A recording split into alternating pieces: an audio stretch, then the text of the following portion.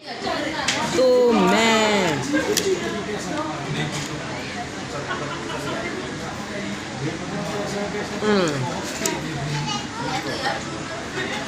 बहुत टेस्टी है, अधिक स्पाइसी नहीं है। खीरा पड़ा है, इसमें आप देख सकते हैं। खीरा पड़ा है, अनियन पड़ा है, टमाटर पड़ा है और सेब की भुजिया पड़ी है और पनीर पड़ा है।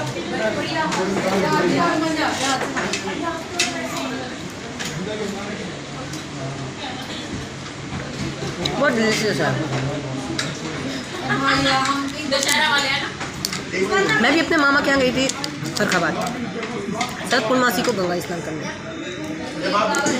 तो मैं फरखाबाद के पापड़ बहुत फेमस हैं। मेरी मम्मी जब जाया करती थी तो वो वहाँ से पापड़ जरूर लेके आती थी, देश राज के पापड़। पूरा फरखाबाद मेरा तो ननिहाल है, सारे मेरे मामा और नाना है वहाँ पर। मौसी है, नानी है, मामा है, नाना है। फरखाबाद मेरा ननिहाल है। तो मम्मी जब जाती थी तो वो देश राज के पापड़ लेके आती है। Thank you. ये मेरा फ्रेंच फ्राइज आ गया है।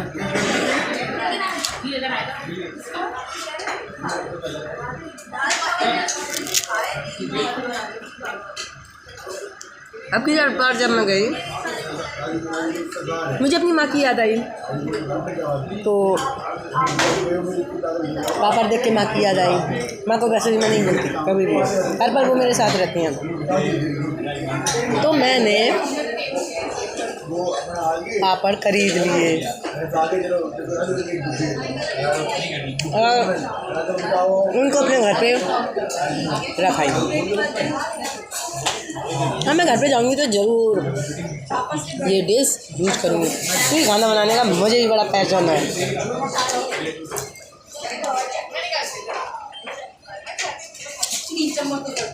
मैं अपने YouTube चैनल पे खाने के डिश डालती रहती हूँ, लेकिन उसमें लहसुन प्याज नहीं यूज़ करती, क्योंकि मेरे साथ में कोई कुछ गड़बड़ कर रहा है। मुझे मालूम है कौन गड़बड़ कर रहा है। तो मैं बालाजी गई थी, शेखवाबाद वाले। मुझे सजेशन दिया गया कि आप मेहंदीपुर बालाजी और सालासर बालाजी जाइए, वहाँ आपकी समस्या का समाधान होगा। और जा कर के भागिए नहीं,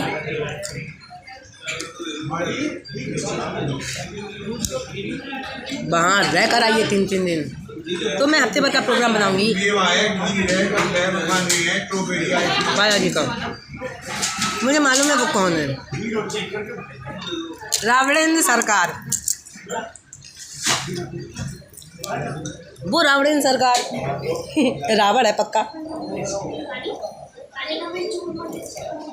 सीता को हरण कर रहा, मुझे नहीं मालूम, सीता तो राम की है।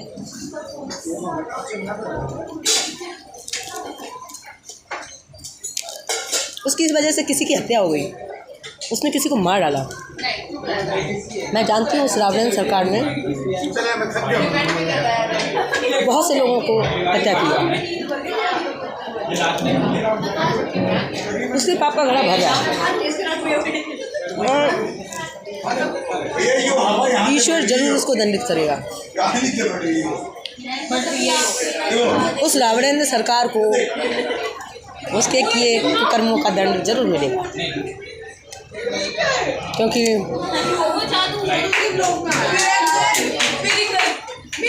कहते हैं कि यहाँ के किए हुए कर्मों का फल यहीं भोगना पड़ता है।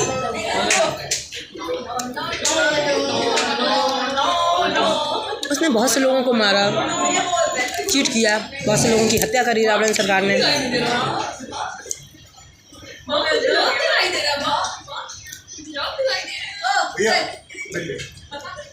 मैं उसका नाम नहीं शो कर रही, क्योंकि वक्त उसको खुद लेके आएगा। जैसे ही उसके पाप का घड़ा भरेगा तो रावणेंद्र सरकार समाज के सामने आ जाएंगे, क्योंकि वो पाप ही इतना कर रहे हैं।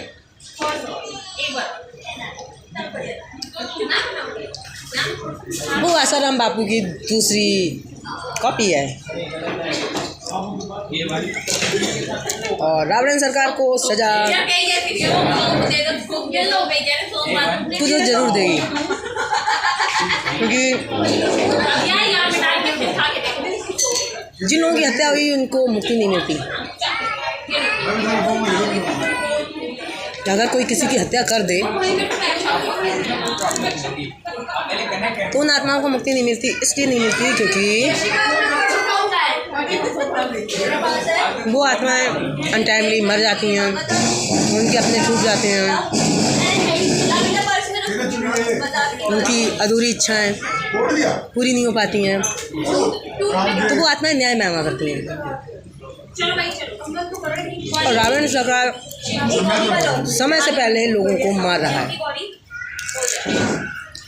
तो रावण सरकार के इंतजार है मुझे भी कि उसका पाप का घड़ा कब फूटता है।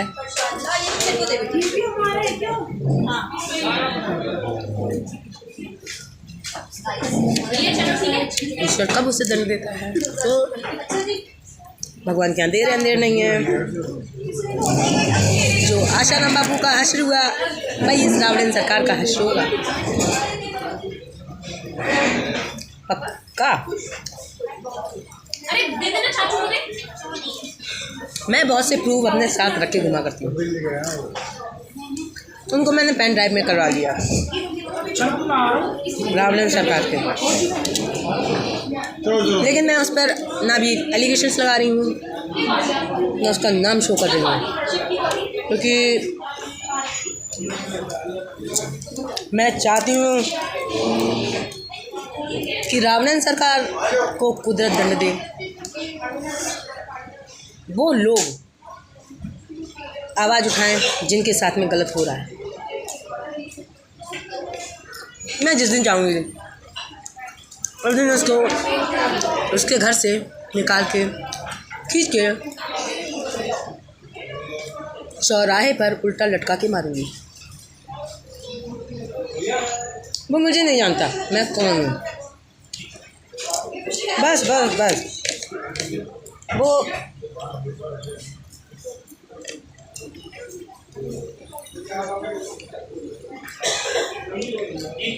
गलत गलत गलत करता जा रहा है, पर उसको ये नहीं मालूम कि वो किसके साथ क्या कर रहा है। मैं आज भी जीवित हूँ और आपके सामने हूँ, बिल्कुल स्वस्थ और एक हैप्पी लाइफ एंजॉय कर रही हूँ, जबकि उसने मुझे मारने में कोई कसर नहीं छोड़ी। उस रावण सरकार की उल्टी गिनती चालू हो चुकी है। कहते हैं खाते समय बात नहीं करनी चाहिए, लेकिन मैं चाहती हूँ कि लोगों को रावण सरकार के बारे में पता चले, क्योंकि त्रेता युग में एक रावण के कारण रावण ब्याह के लाया अपनी पत्नी मंदोदरी को।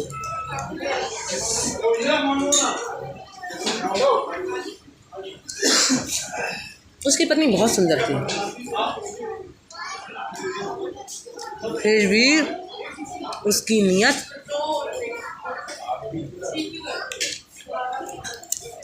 तपस्विनी ज्ञानवती को देख के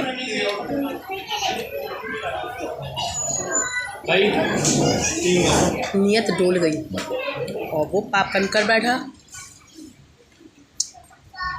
ज्ञानवती को गलत भाव से टच किया। वो तपस्या में डूबी थी और उसने वर्षों की तपस्या को खंडित कर दिया, और ज्ञानवती ने स्वयं को योगाग्नि में भस्म कर दिया। तो ये रीजंस बनते जाते हैं। रावण सरकार ने भी किसी के सतीत्व को भंग किया, किसी के तप को भंग किया। उसने भी अपने को योगाग्नि में भस्म कर दिया, मौत को गले लगा लिया। वो लड़की मर गई। वो भी तपस्या कर रही थी, बरसों से तपस्या कर रहे थे। उसके सतीत्व को खंडित कर दिया। तो एक के बाद एक वो पाप पाप पाप करता जा रहा है। उसके पाप का घड़ा बढ़ता जा रहा है। तो उसका पाप का घड़ा जल्दी फूटेगा। उसकी उल्टी गिनती शुरू होती है। तो आज के लिए रावण सरकार के इतना इंट्रोडक्शन काफ़ी है। किसी दिन रावण सरकार को सामने, भारत की जनता के सामने ही नहीं, ऑल ओवर वर्ल्ड के सामने उसकी हकीकत दिखाऊंगी। उसके पाप के घड़े को फोड़ने के लिए विधाता ने मुझे चुना है। मैं सारे सबूत अपने साथ रख के घूमती हूँ। पेन ड्राइव को सुरक्षित रख दिया है। कुछ लोगों को बता दिया है कि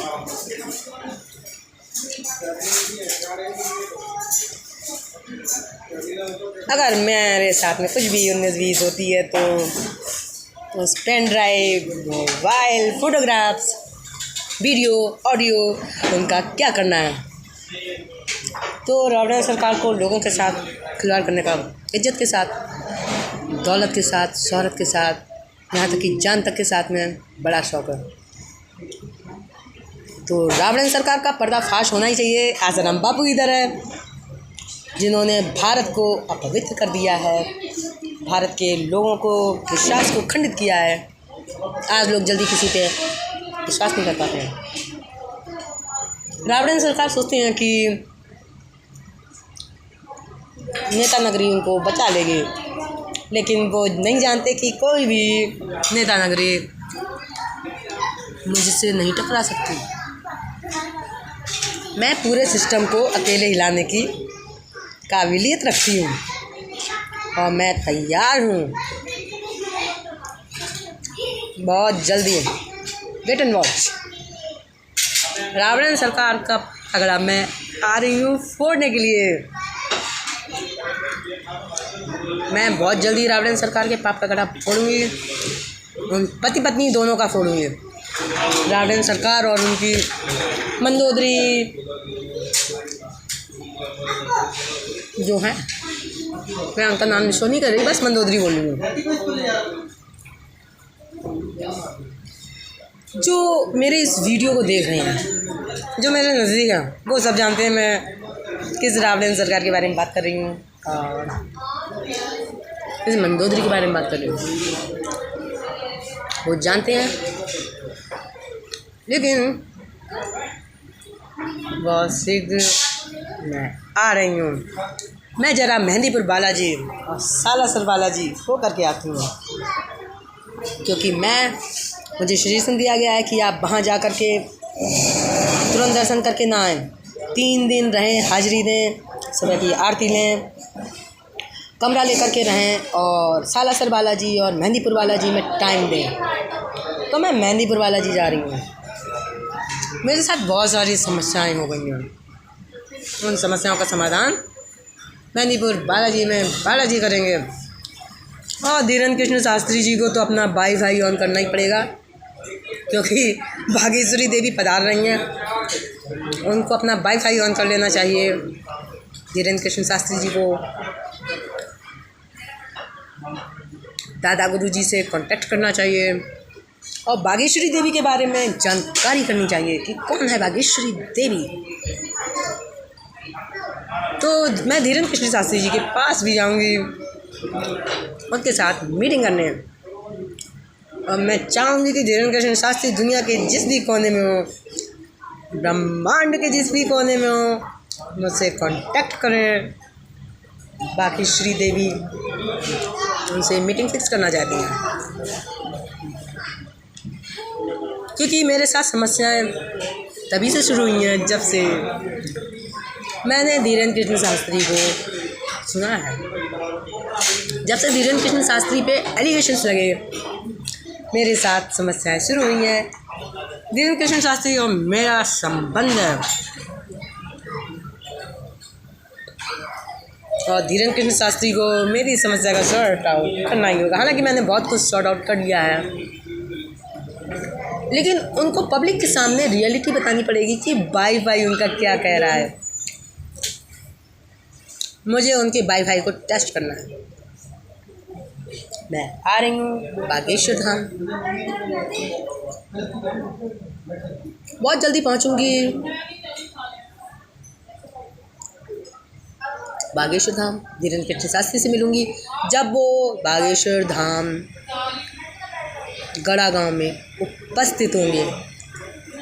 मेरा ये वीडियो उन तक पहुँच जाएगा, वो जहाँ कहीं होंगे। मैं ये वीडियो इसीलिए डाल रही हूँ क्योंकि धीरेन्द्र कृष्ण शास्त्री और मेरी समस्या का अटूट संबंध है। तो धीरेन्द्र कृष्ण शास्त्री जी, जय बागेश्वर धाम, जय बालाजी। और अपने वाईफाई को आप रेडी रखिए क्योंकि मैं कभी भी पदार्पण कर सकती हूँ। बागेश्वरी देवी के बारे में आपको